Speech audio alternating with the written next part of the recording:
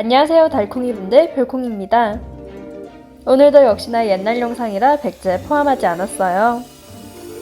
이번에 할 닭구는 아마 제가 영상으로도 많이 올렸던 것 같은 테마입니다. 어두운 테마로 제가 좋아하는 색상을 잔뜩 써줄 예정이에요. 검정과 흰색이 정말 신기한 점이 그렇게나 심플한 색상일 수가 없는데 화려할 때가 있습니다. 전 늘 그렇듯 화려한 닭구를 좋아하니 흑백 색상을 이용하지만 화려하게 해볼 거예요. 동양풍, 서양풍으로 준비했는데 동양풍은 여자 인물, 서양풍은 남자 인물로 해봤습니다.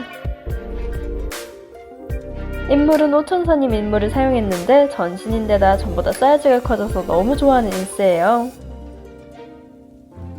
우선 인물 주변으로 소품들을 조합해 배경을 쭉 만들어주고 속지에도 기본 배경을 만들어주겠습니다. 속지는 썸띵비 러버드님의 제품이에요. 정사각 사이즈라 손 가는 대로 화려하게 꾸미면 속지를 넘어갈 수 있으니 조심해야 합니다. 붙이기 전에 배경으로 덧붙일 린스가 있을 경우 옆에 있는 물건을 뒤에 끼워둬요. 전 무광우백 린스 중 잘린 부분을 붙여줄 거라 끼워뒀습니다. 뒷부분은 많이 가려지니 눈에 보이는 부분까지만 살짝 붙여두고 남은 부분은 밑에 붙였어요. 잘려진 부분이 어색할 수는 있지만 위아래로 어두운 인스를 붙여줄 거라 티가 안 날 거예요. 이번에도 역시나 많은 셀러분이 섞인 소품과 배경입니다.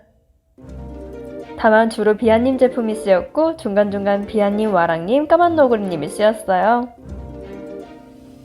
대각선에 붙인 인스는 제가 특히나 좋아하는 인스입니다. 이제 위아래로 페이드라는 인스를 붙여줄 건데 그림자 느낌을 내줘요. 비아님 제품인데 리뉴얼된 제품으로 사야 웬만한 다이어리 사이즈에 맞습니다. 붙여준 뒤 본폴더로스로 딱 붙여줄게요. 뒤에 가위를 대줄 때 다린스가 떼어졌었나 봅니다. 다시 잘 끼워서 넣어줄게요. 이제 무광후백 레터링을 붙여주면 1차 완성입니다. 비아님 타이포가 가격은 다소 센 편이긴 한데 주변에 흰 테두리가 있어서 좋아해요. 소설 표지들을 보면 타이포와 일러스트와의 차이를 주기 위해 흰 테두리를 넣습니다.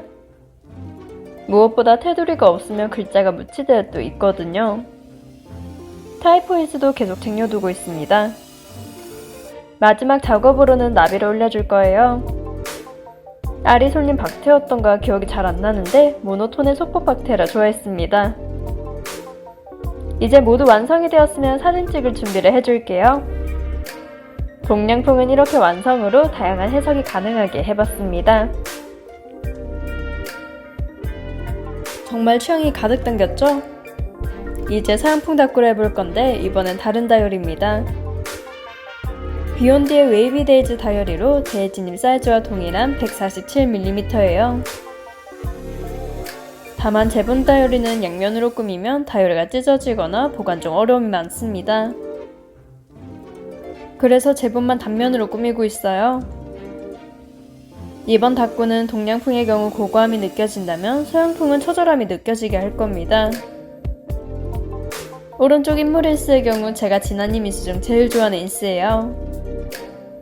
물론 그 제일이라는 범위 안에 한 5가지 정도 있는 것 같습니다. 어쨌든 좋아하는 인물로 꼽을 때 꼽힐 수 있는 인스예요. 이번에는 검정이지만 붉은색을 좀 섞어봤습니다. 다크하다는 의미가 정말 단어 그 자체로만 보면 어두운 색상일 수도 있지만 분위기가 어두울 수도 있어요. 이런 식으로 백제를 할 때 꼭 주제에 맞는 스티커를 딱 골라 쓰지 않고 좀 연관지어 해도 됩니다. 딱 맞춰서 해야 한다는 말은 그 주제에 맞는 스티커가 있어야 하고 새로 사야 하잖아요. 닭구 주제에 맞게 한다는 건 예쁘게 하기 위함도 있지만 있는 스티커를 쓰는 것에 집중해야 합니다. 있는 걸 쓰기만 해도 생각보다 쉽게 줄어들지 않으니 생각 이상으로 팍팍 써줘야 해요. 이번 닭구의 경우 인물의 배경을 덧붙여가기보다 속지부터 차곡차곡 쌓아줬습니다. 큰 차이는 없는데 인물에 붙였을 때 달랑거리지 않고 고정이 되면 전 인물부터 꾸며요.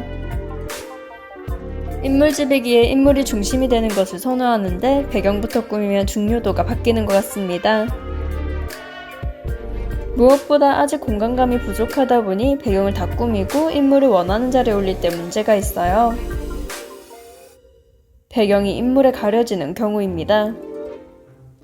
이건 계속해도 늘 실수를 하게 돼서 대부분 인물 뒤로 붙여나가는 편이에요. 물론 인물 뒤로 붙여나가는 건 단점이 많아서 공간감이 부족한 분들에게만 추천합니다.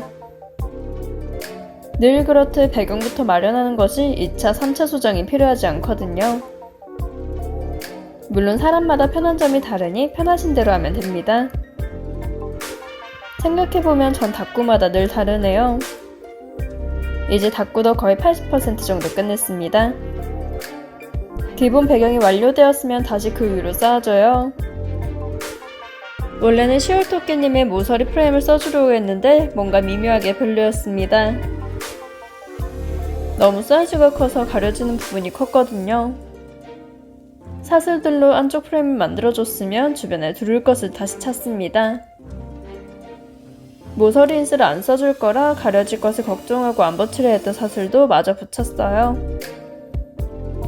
이때 페이드 인스를 위로 좀 올렸으면 좋았겠다는 생각을 했습니다. 프레임 인스를 써줄 생각을 안 했다 보니 막상 올린 뒤에 가려지는 것이 많아 아쉽게 됐네요. 어쨌든 이미 붙이기로 한 거 4군데 모두 둘러주겠습니다. 전월의 경우 이렇게 튀어나오는 다꾸로 투머치 다꾸를 추천하지 않아요. 안쪽의 경우 튀어나온 부분을 자르기 힘들어서인데 프레임의 경우 대각선 정리만 하면 됩니다. 위쪽에서 한번 살살 그어 위쪽 인스를 제거하고 다시 그은 부분에 맞춰 그은 뒤 밑부분을 제거해요.